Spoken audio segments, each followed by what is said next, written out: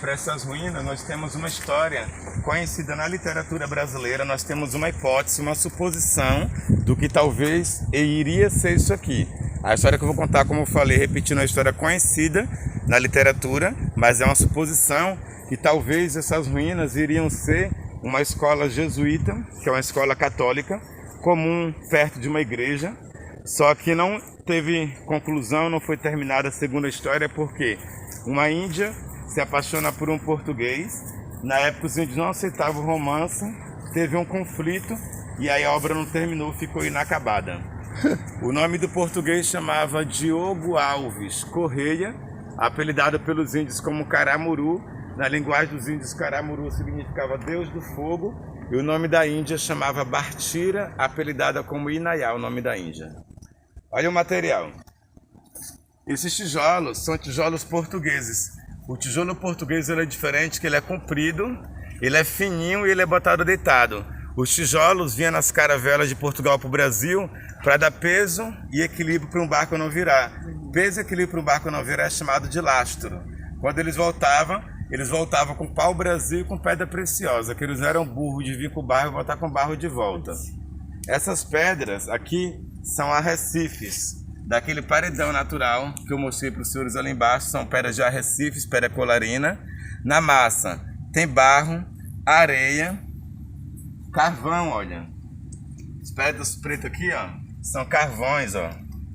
O carvão vegetal, ó, ele absorve a umidade da massa, ajudava a massa a secar mais rápido.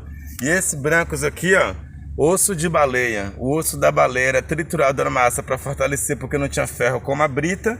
E na massa não tem cimento. Eles usavam o óleo da baleia para dar liga na massa. O óleo da baleia, ele é 3 vezes mais que o cimento que a gente usa hoje.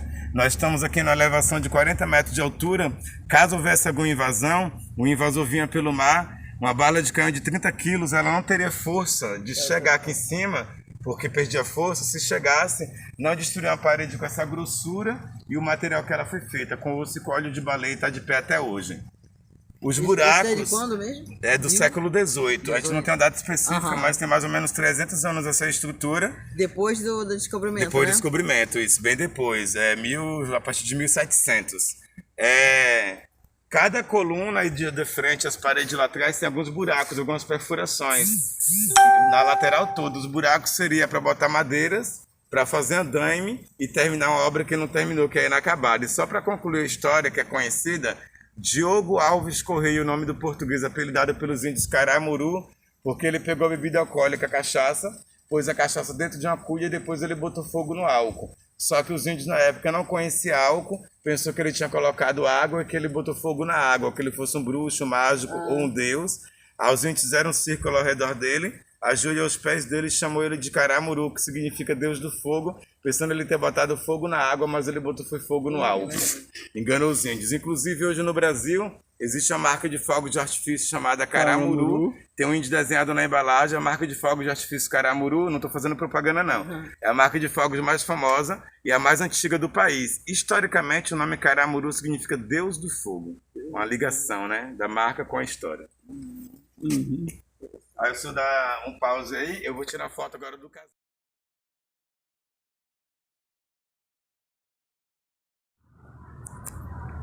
Esse espaço cercado aqui na nossa frente de tela verde, 2 espaços cercados aqui dentro do gramado, foi feita uma escavação, um sítio arqueológico no ano de 2000. Os arqueólogos encontraram dentro desse local cercado de tela verde, após esse patente branco, eles encontraram algumas alvenarias de algumas casas da época e encontraram também alguns objetos. Na época não existia coleta de lixo, as pessoas cavavam um buraco na época e enterravam o próprio lixo, que era diferente do de hoje. Aí dentro do sítio arqueológico foi achado moedas antigas de réis, dedal, que as mulheres antigamente usavam para costurar e bordar para não furar os dedos. Tem algumas mulheres que ainda usam até hoje, feito de metal. Encontraram pratos e louças quebradas, que eram utensílios domésticos. Encontraram aí dentro até os cabos das antigas escovas de dente da época. Antigamente somente quem era rico tinha condições de comprar escova de dente, porque uma escova na época era muito cara. E na época era assim, era uma escova para toda a família usar, era coletiva. Só que na época não tinha coronavírus. né? Mas na época era uma escova e todas 5 pessoas usavam a mesma escova de dente. Lá em casa ainda é assim até hoje, é uma para todo mundo. Só que lá em casa é só para as visitas, só para quem vai visitar a gente, que é uma escova para todo mundo. Mas se for me visitar, leva a sua escova de dente, é melhor, né?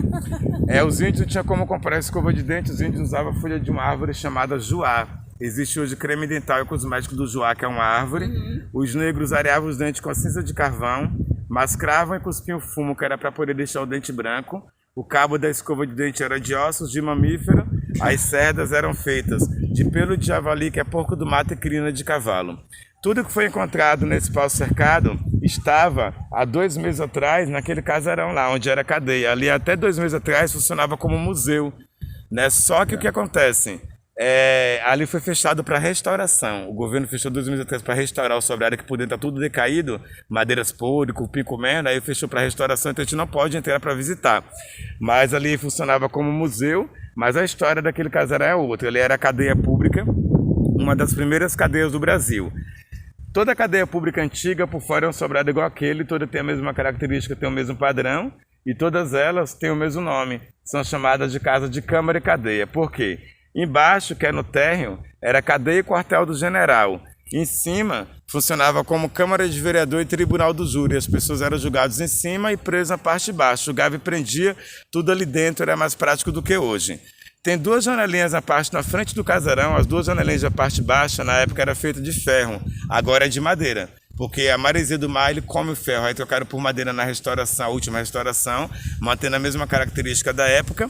E é uma das primeiras janelas. A primeira janela na parte de baixo, lá na ponta, era o cárcere masculino. Como na época não tinha essas casas ali na frente, que são residências particulares, então os homens ficavam presos num casarão ali, com uma janela para poder ver o mar, que era uma forma de arrependimento dos crimes. Os crimes eram iguais aos de hoje, só que a povoação era menos, os crimes também eram menos. Não tinha banheiro no cárcere. Eles faziam necessidade tudo no chão, fezes, urina. Depois eles jogavam sal por cima. O sal não elimina não, mas ele diminui o mau cheiro. Então viravam no chão uma salmoura. Mas como eles apanhavam muito, eles eram chicoteados, ficavam com várias feridas abertas pelo corpo. Ao deitar no chão na salmoura era ardiloso, as feridas infeccionavam, doenças como pneumonia, tuberculose, desnutrição. 120 dias no máximo eles acabavam morrendo. Era praticamente a pena de morte ficar preso na época. A dos homens era na frente, com vista para o mar. Na parte baixa, nos fundos, lá atrás, no casarão, na parte de baixo ainda, era o cárcere feminino, só que as mulheres elas não tinham janela para poder ver o mar, ficavam presas no quarto escuro, só vendo grade e parede, por ser mais religiosas que os homens, usavam para sair logo da cadeia.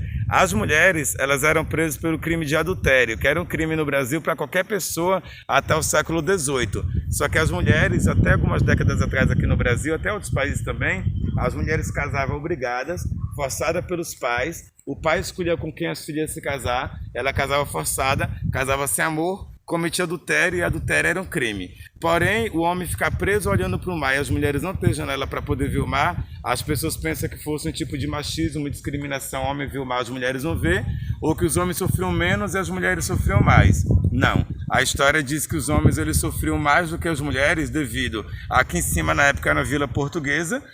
As pessoas que moravam aqui, os homens, todos eles, eram o pescador, navegador ou marinheiro. Os senhores imaginam, um pescador navegador preso, olhando para o mar, para eles não era um privilégio, era uma tortura psicológica, devido a ver o mar perto que eles estavam vendo, mas estava distante porque não podia usufruir, era como fosse um peixe fora d'água. Então o casarão, voltando lá, é uma das primeiras cadeias do Brasil, final do século XVIII, tem aproximadamente 245 anos, a estrutura é original, as grades de ferro lá dentro é original, só que o madeiramento por dentro, portas, janelas, está bem decaído, cupim comendo, então foi fechado para restauração, mas é uma casa de câmara e cadeia, uma das primeiras cadeias do Brasil. É isso aí sobre a cadeia pública, é isso aí sobre o nosso centro histórico, né, que é só na parte do gramado que eu mostrei que a gente caminhamos. Aqui eu falei sobre a história da cadeia, falei sobre o sítio arqueológico, mostramos a paisagem, a balsa, Santo André, onde a Alemanha ficou. Falei e mostramos a igreja por dentro, que é a história da igreja, que é a 4ª igreja mais antiga da Bahia. Aquelas ruínas lá no fundo do período colonial, que é desconhecida, mas eu falei algumas suposições.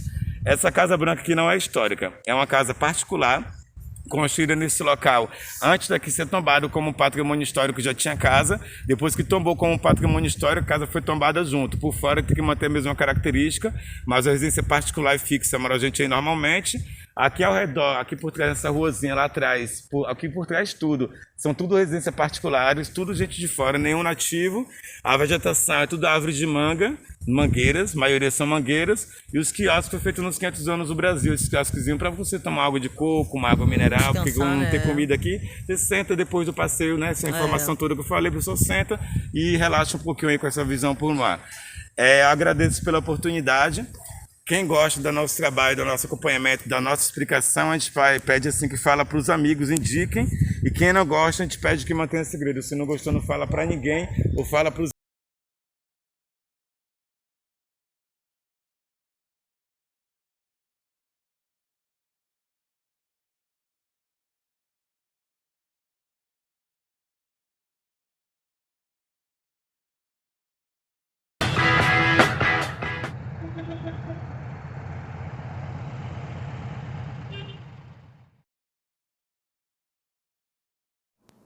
Então, família, mostramos para vocês a história de Santa Cruz de Cabralha, aqui na Bahia. Lugar muito legal, né? A história também muito interessante.